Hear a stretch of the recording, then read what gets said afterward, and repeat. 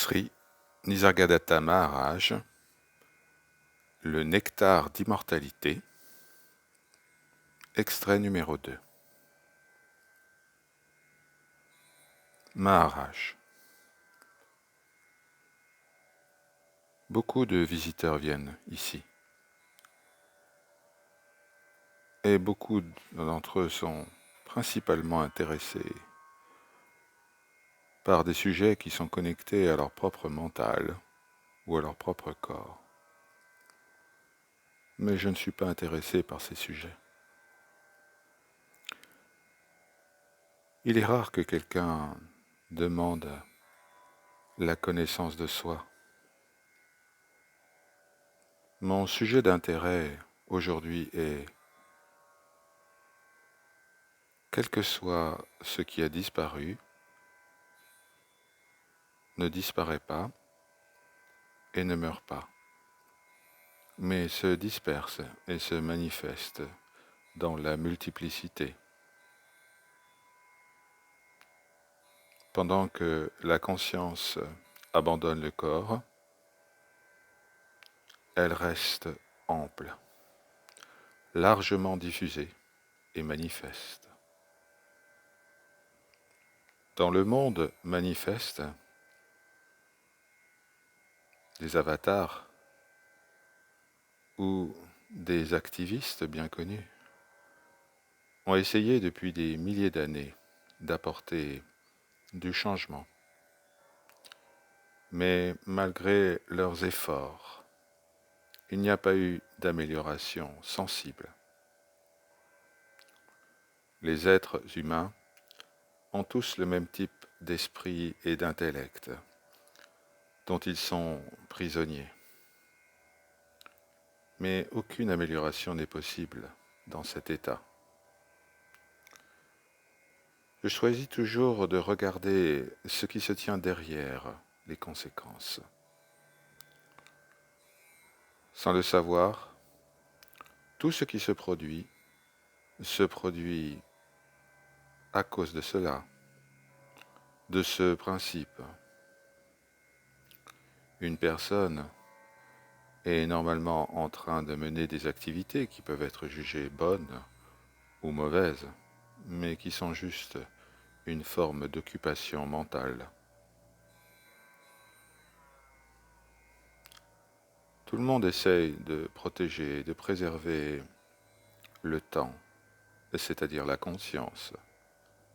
Aussi longtemps que le temps est là, la conscience est là. Et le temps est là tant que le corps est présent.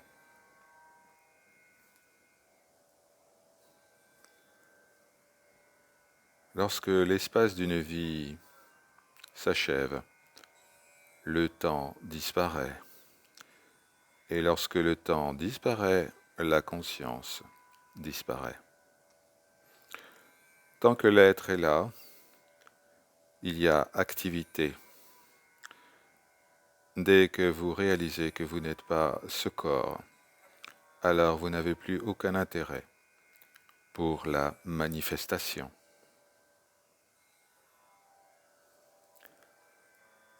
Lorsque l'on a acquis la ferme conviction que nous ne sommes pas le corps, notre comportement devient comme celui des 5 éléments. Nous ne prétendons pas avoir aucun rôle. Toutes les choses se produisent par elles-mêmes. Un tel être ne peut avoir de besoin et de désir.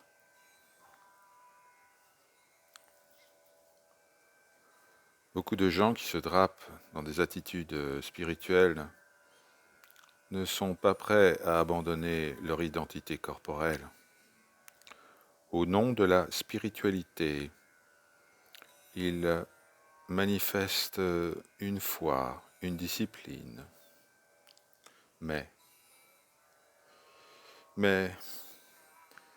ils n'abandonnent pas leur identité chérie et ils ne se tournent pas véritablement vers le véritable soi.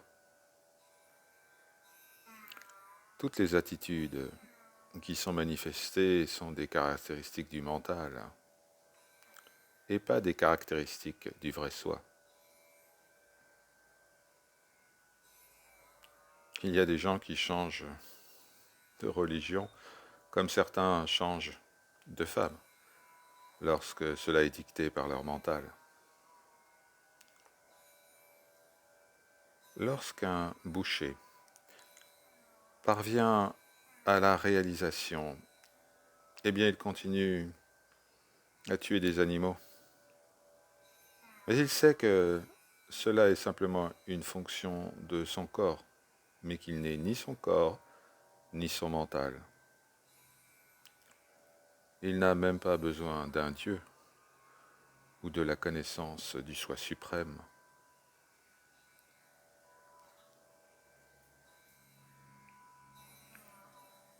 Dès que vous réalisez que vous n'êtes pas le corps ou le mental, vous n'avez plus de besoin ou de désir. Alors vous êtes un avec la conscience manifeste.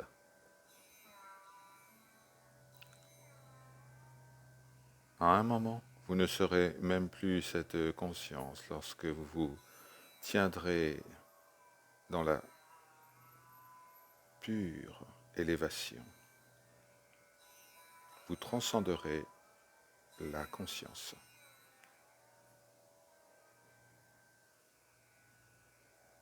Une fois stabilisé dans le Brahman, il n'y a plus besoin de le connaître.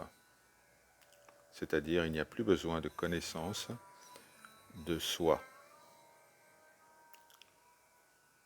Quel usage le Brahman pourrait-il faire du Brahman? Moi, le Brahman, ne fais rien et n'ai besoin de rien lorsque j'ai atteint l'état de vidéistiti, l'état de liberté du corps. Il n'y a plus de haut ou de bas. Il n'y a plus de réel ou d'irréel. Il n'y a plus d'intérieur ou d'extérieur. Et il n'y a plus aucune dimension, de quelque nature que ce soit, lorsque nous sommes dans cet état.